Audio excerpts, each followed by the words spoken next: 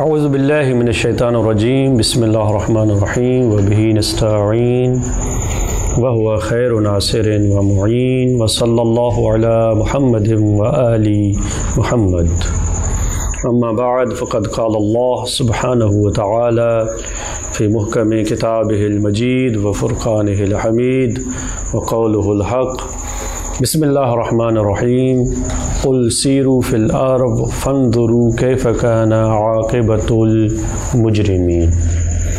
مومنین کرام، 8 شوال المکرم یوم انہدام جنت البقیع کی مناسبت سے آپ کی خدمت میں حاضر گفتگو ہے۔ جو بھی تاریخ سے لگاؤ رکھتا ہے وہ جانتا ہے کہ تاریخ کی کتنی اہمیت ہے۔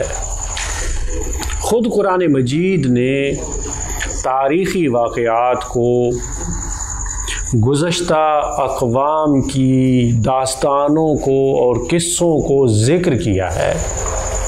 حالانکہ ہم جانتے ہیں کہ قرآن کتاب ہدایت ہے۔ کتاب ہدایت میں صرف وہی باتیں ہیں جو ہدایت سے مرتبط ہیں، لیکن پھر بھی قرآن مجید کا گزشتہ اقوام کی داستانوں کو بیان کرنا بتاتا ہے کہ گزشتہ اقوام کی سرگزشت، قصے اور داستان ہدایت میں ایک اہم کردار ادا کرتے ہیں۔ انہی واقعات سے ہمیں جہاں عبرتیں ملتی ہیں وہاں پہ ہمارے لیے بہت سارے دروس ہیں۔ قرآن مجید واضح طور پر ارشاد فرما رہا ہے کہ قل سیروا فی الارض، زمین میں سیر و سفر کرو، جاؤ گھومو اور ان آثار کو دیکھو جو گزشتہ اقوام سے تمہارے لیے باقی بچ گئے ہیں۔ فانظروا کیف کان عاقبۃ المجرمین، جاؤ دیکھو کہ گزشتہ گنہگاروں کا، ظالموں کا، ستمکاروں کا انجام کیا ہوا۔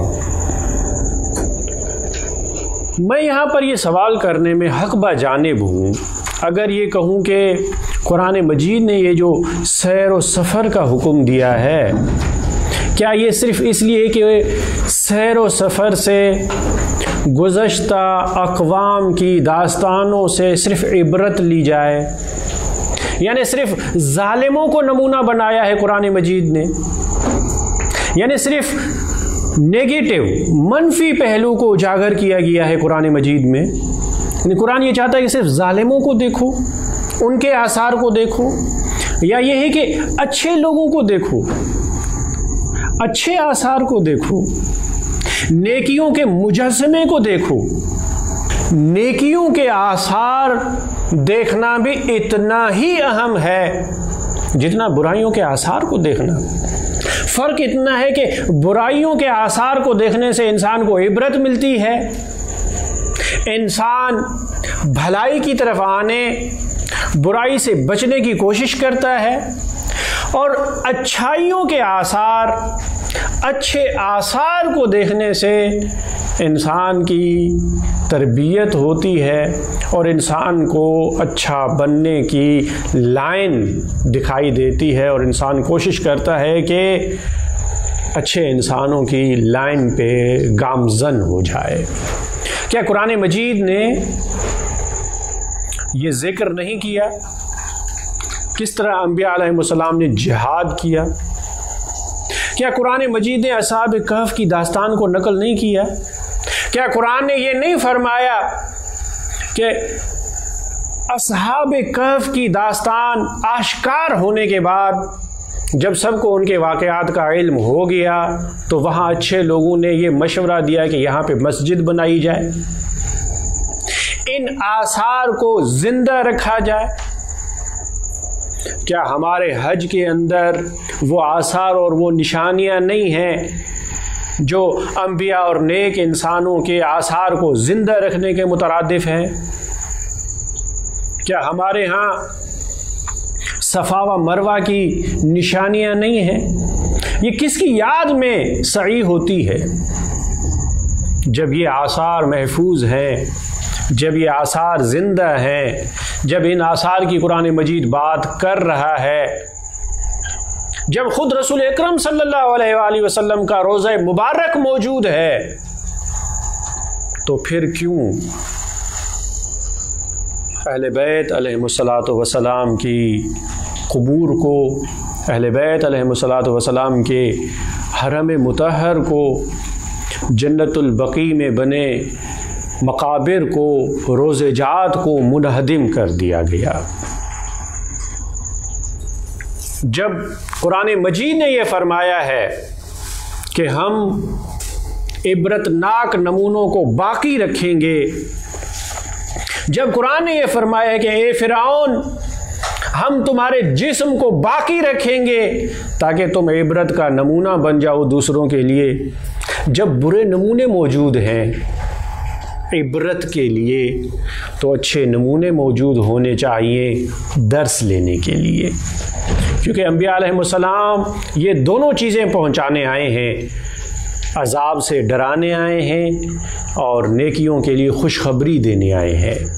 انبیاء علیہ السلام کی بارز صفات میں سے، ان کے بارز کاموں میں سے یہ دو کام بہت اہم ہیں کہ انبیاء علیہ السلام بشیر بھی ہیں، نذیر بھی ہیں۔ اگر نیکی کرو گے تو تمہارے لیے بشارت ہے، خوشخبری ہے، تمہارے لیے ثواب ہے، تمہارے لیے جنت ہے، تمہاری نیک نامی ہے۔ حضرت ابراہیم علیہ السلام نے جو اہم دعا کی تھی وہ یہی دعا کی تھی کہ خدایا میرا ذکر خیر آنے والی اقوام میں زندہ رکھنا۔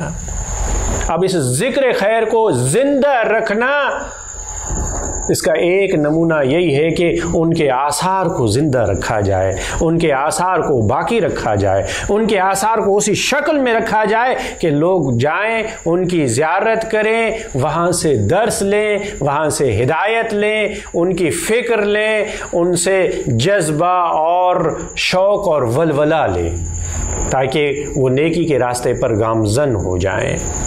جب قرآن مجید نے یہ نمونے باقی رکھے ہیں، ان کا ذکر کیا ہے، تو یہ ہماری ذمہ داری ہے کہ ان آثار کو باقی رکھا جائے، خاص طور پہ ان ہستیوں کے آثار، ان شخصیات کے آثار جو ہمارے ہادی ہیں، جو آئے اسی لیے ہیں کہ وہ ہدایت کریں۔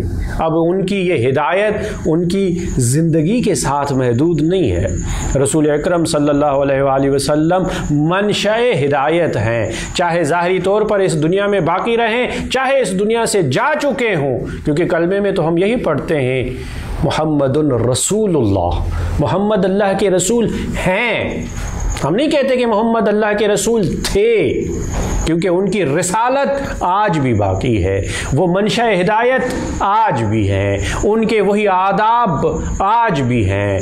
تمام مفسرین لکھتے ہیں کہ یہ جو حکم ہے قرآن مجید میں، یا ایھا الذین آمنوا لا ترفعوا اصواتکم، اپنی آوازوں کو بلند نہ کرو، یہ حکم صرف رسول اکرم صلی اللہ علیہ وآلہ وسلم کی زندگی کے لیے نہیں ہے کہ ان کی محفل میں اگر جاؤ تو اپنی آواز بلند نہ کرو، بلکہ ان کے روضے میں جاتے ہو، ان کے حرم میں جاتے ہو، مسجد نبوی میں جاتے ہو، آج بھی اس ادب کا خیال رکھنا چاہیے۔ آج بھی یہ حکم لاگو ہے، آج بھی یہ حکم نافذ ہے۔ اور رسول اکرم صلی اللہ علیہ وآلہ وسلم نے ارشاد فرمایا، من زارنی بعد مماتی کمن زارنی فی حیاتی، جو میرے وصال کے بعد، اس دنیا سے رحلت کر جانے کے بعد میری زیارت کو آئے، اسے وہی ثواب ملے گا جو میری زندگی میں میری زیارت کرنے والے کو ملتا ہے۔ اس ثواب میں زندگی اور موت کا فرق نہیں ہے۔ وہ اللہ کے رسول ہیں، چاہے ظاہری طور پر اس دنیا میں رہے، چاہے یہاں سے چلے جائیں۔ ان کے آثار کی، ان مقدس مکانوں کی، ان مقدس چیزوں کی جو منسوب ہیں رسول اکرم صلی اللہ علیہ وآلہ وسلم سے، ان کی وہی عظمت ہے، ان کی وہی فضیلت ہے، ان کا وہی مقام ہے۔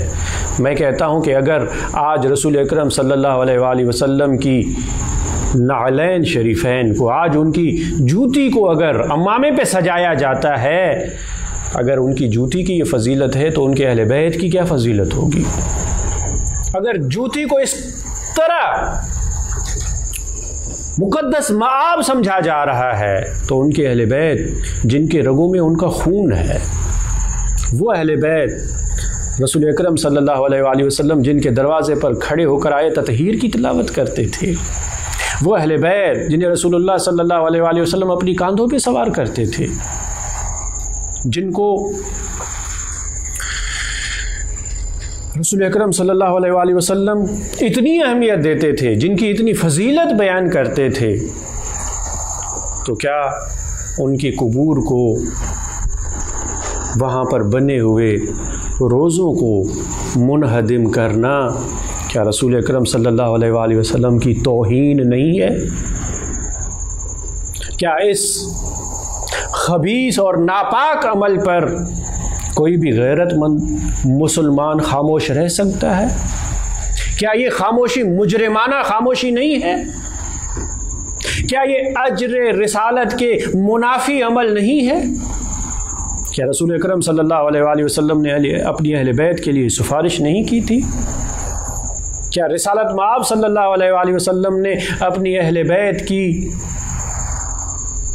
اسی طرح فضیلت بیان کی تھی؟ کیا رسول اکرم صلی اللہ علیہ وآلہ وسلم ان کرتوتوں پر راضی ہیں؟ کیا وہ اس عمل کو پسند کریں گے؟ ہرگز نہیں۔ آج اجر رسالت کا تقاضا ہے کہ ہم میں سے ہر مسلمان اس ناپاک اور خبیث عمل کی مذمت کرے اور اہل بیت علیہم الصلاۃ والسلام کے حق میں نعرے بلند کرے، اور سعودی حکومت کو مجبور کیا جائے کہ جس طرح 100 سال پہلے یہ پاک مقدس مقامات آباد تھے، ان مقدس قبور پر روزے آباد تھے، آج پھر سے ان مقدس قبور کو آباد کیا جائے اور دنیا بھر کے آنے والے زائرین کے لیے، مومنین کے لیے وہ معنوی ماحول سازگار کیا جائے۔ دعا ہے کہ خالق کائنات ہمیں اپنی آنکھوں سے جلد ہی وہ دن دیکھنا نصیب فرمائے۔ اللہم عجل لولیک الفرج۔